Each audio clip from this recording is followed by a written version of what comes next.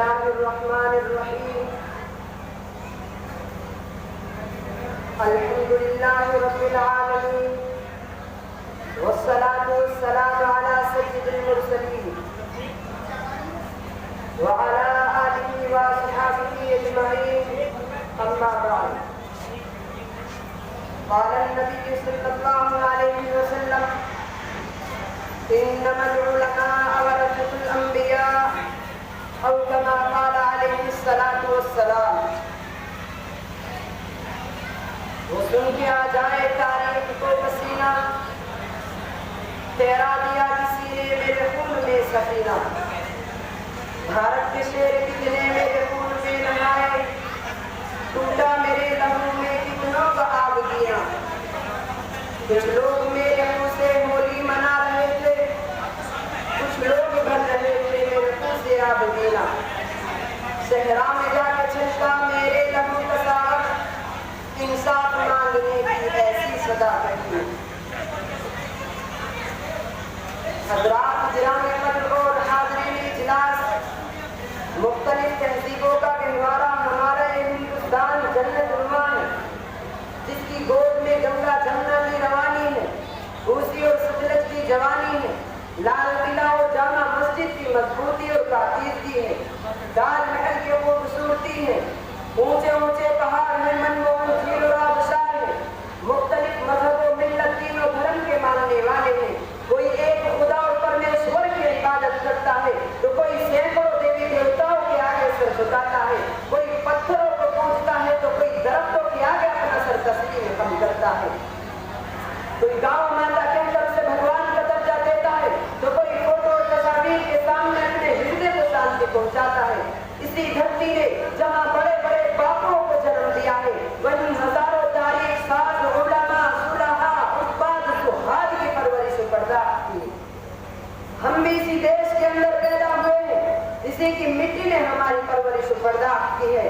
تہذیب و شائستگی کا اعلیٰ معیار ادا کیا ہے. ہم کو اس ملک کے ذرے ذرے سے پیار ہے، اس کی مٹی اور سبزے سے پیار ہے، اس کے اونچے اونچے پہاڑ اور وسیع و عریض صحراؤں سے پیار ہے، اس کے مساجد اور مدارس سے پیار ہے، اس کے محلات اور قلعات سے پیار ہے. اسی لیے اس کی عصمت و عفت کی حفاظت کو ہم اپنی ذمہ داری سمجھتے ہیں. اس کی گود کی رکشا کو ہم اپنا دھرم تصور کرتے ہیں. اس کے ذرے ذرے کی صیانت کو ہم اپنے ایمان گردانتے ہیں. کیونکہ جس مذہب کے ہم ماننے والے ہیں، جن قوانین کے ہم پیرو ہیں، اس نے ہمیں بے وفائی نہیں بلکہ وفاداری کا سبق دیا ہے. احسان فراموشی نہیں بلکہ احسان شناسی کا سبق دیا ہے. اس نے ہمیں بزدلی نہیں بلکہ حوصلہ دیا ہے. اس نے ہمیں لومڑی کی عیاری نہیں بلکہ شیر کا دل عطا کیا ہے. اس نے ہمیں تلواروں کے سائے میں توپوں اور ٹینکوں سے ٹکرانے کا حوصلہ دیا ہے.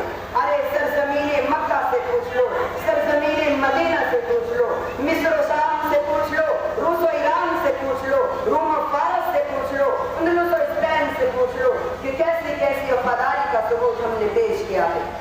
جب ہم مکہ میں تھے تو مکہ کے ساتھ وفاداری کی تھی، مدینے میں تھے تو مدینے کے ساتھ وفاداری کی تھی، شام میں تھے تو شام کے ساتھ وفاداری کی تھی، روس و ایران میں تھے تو روس و ایران کے ساتھ وفاداری کی تھی، اندلس و اسپین میں تھے تو اندلس و اسپین کے ساتھ وفاداری کی تھی. اور جب ہم اپنے اکابرین کی شکل میں اسی ہندوستان اور بھارت میں تھے تو اس وقت ہم نے ایسی ایسی وفاداری کا ثبوت پیش کیا کہ دنیا حیران و شزدر ہے. اسی بھارت کی عصمت کی حفاظت کے خاطر ہم نے گولیاں کھائیں، توپوں اور ٹینکوں کے نشانے بنے، پھانسی کے پھندوں پر چڑھنا پڑا، جیلوں کی مشقتوں کو برداشت کیا، نظر آتش کر دیے گئے. اے سرزمین ہند سن اور غور سے سن، میں اپنی وفاداری کی روداد سنانے جا رہا ہوں. آج کی بدحال دنیا کے دن پھر جائیں گے، آج کی بدحال دنیا کے دن پھر جائیں گے. اے مؤرخ ہم اگر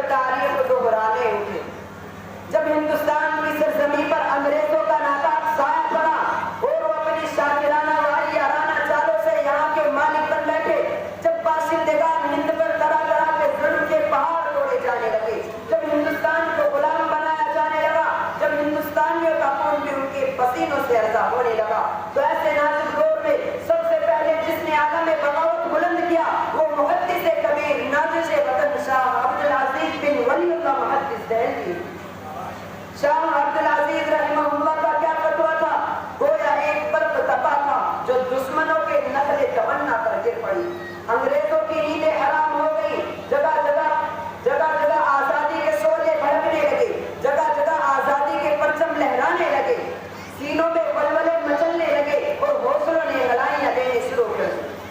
یہ ایک حقیقت ہے کہ اگر ہندوستان کی جنگ آزادی میں علماء کرام شریک نہیں ہوتے تو ہندوستان کبھی آزاد نہیں ہوتا۔ اگر یہ سرخیلے آزادی نہ ہوتے تو تحریک آزادی نہ چلتی، تحریک خلافت نہ چلتی، تحریک بالا کوٹ نہ چلتی، تحریک ریشمی رومال نہ چلتی، امبالہ سازش کیس نہ بنتا، مقدمہ وہابیان نہ چلتا، ہندوستان چھوڑو تحریک نہ چلتی۔ الغرض علماء کرام نے اپنے خونی جگر سے انہوں سے آزادی کی بنا بندی کی ہے اور اپنے مقدس لہو سے شجر آزادی کو سینچا اور پروان چڑھایا ہے۔ چنانچہ 1857 کی جنگ آزادی میں دو محاذ بنائے گئے، ایک محاذ امبالہ جس کی قیادت مولانا جعفر تھانیسری کے پاس تھی، دوسرا محاذ شاملی پر جس کی قیادت حضرت امداد اللہ مہاجر مکی رحمہ اللہ کے پاس تھی۔ اس جنگ میں بھی بڑے بڑے علماء صلحاء شہید ہوئے، اسی جنگ میں حافظ ضامن رحمہ اللہ شہید ہوئے، اسی جنگ آزادی میں مولانا گنگوئی رحمہ اللہ شہید ہوئے، اسی جنگ میں حافظ ضامن رحمہ اللہ شہید ہوئے۔ اس 1857 کی جنگ آزادی میں 2 لاکھ مسلمان شہید ہوئے، جن میں 51,000 علماء کرام تھے۔ صرف دہلی کے اندر 500 علماء کو پھانسی کے پھندے پر لٹکایا گیا اور سن 1861 میں 3 لاکھ قرآن کریم کے نسخے کو بدبخت انگریزوں نے جلا ڈالا۔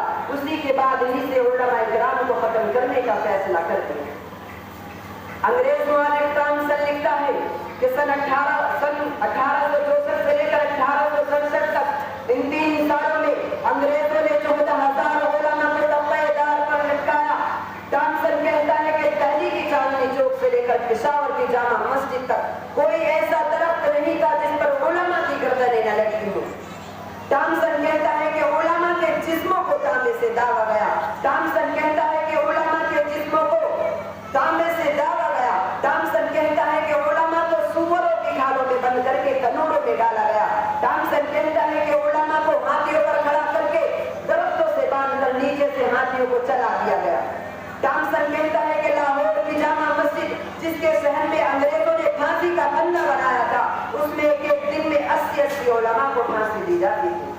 ٹامسن کہتا ہے کہ لاہور کے دریائے راوی میں 80 علماء کو گولیوں میں بند کر کے ڈال دیا جاتا اور پھر گولیوں کا نشانہ بنایا جاتا۔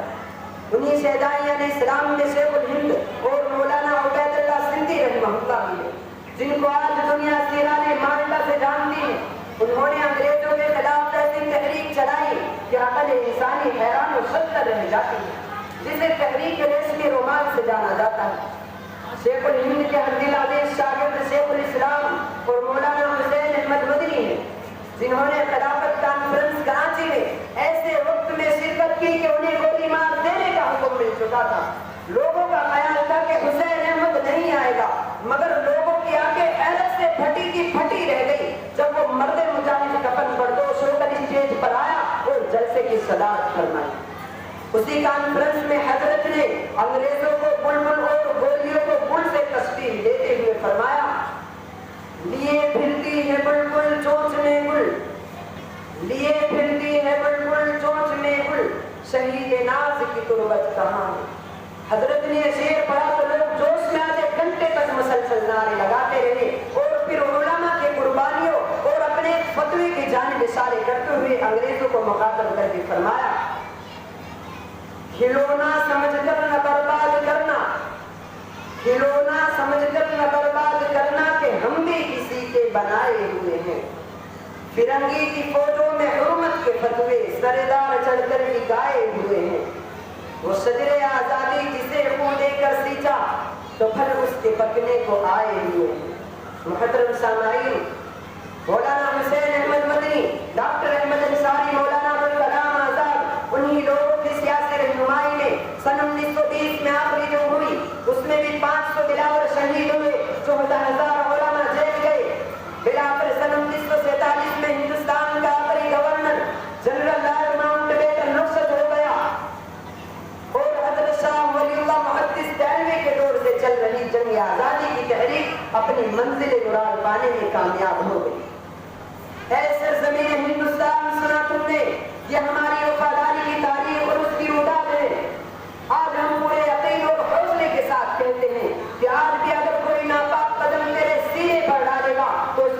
ہم کاٹ ڈالیں گے۔ اگر کوئی مشک نمائی کرے گا تو اس کی انگلیوں کو ہم تراش ڈالیں گے۔ اگر کوئی تمہاری عصمت و عفت کو داغدار کرنا چاہے گا تو حسین احمد مدنی بن کر اس کی حفاظت ہم کریں گے۔ اگر کوئی تمہاری عزت و ناموس کو ناراض کرنا چاہے گا تو محمود الحسن بن کر اس کی رکشا ہم کریں گے۔ اگر کوئی لجائی نگاہ سے تمہیں دیکھنے کی کوشش کرے گا تو حفظ الرحمان سے وہ حافظ رحمہ اللہ بن کر اس کی آنکھیں ہم نکال ڈالیں گے۔ اگر کوئی تمہاری گود سونی کرنا چاہے گا تو عبید اللہ سندھی رحمہ اللہ بن کر اس کے سر کے 2 ٹکڑے کر ڈالیں گے۔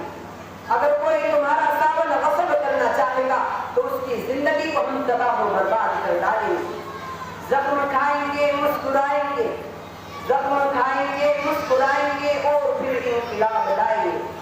چاہے وہ امریکہ ہو یا روس و فرانس ہو، برطانیہ ہو یا چین ہو یا پاکستان، ہمیں کسی کی پرواہ نہیں، کیونکہ توپوں اور ٹینکوں سے ٹکرانے کا حوصلہ ہمارے اندر موجود ہے۔ تیروں اور تلواروں کے سائے میں ہماری پرورش ہوئی ہے۔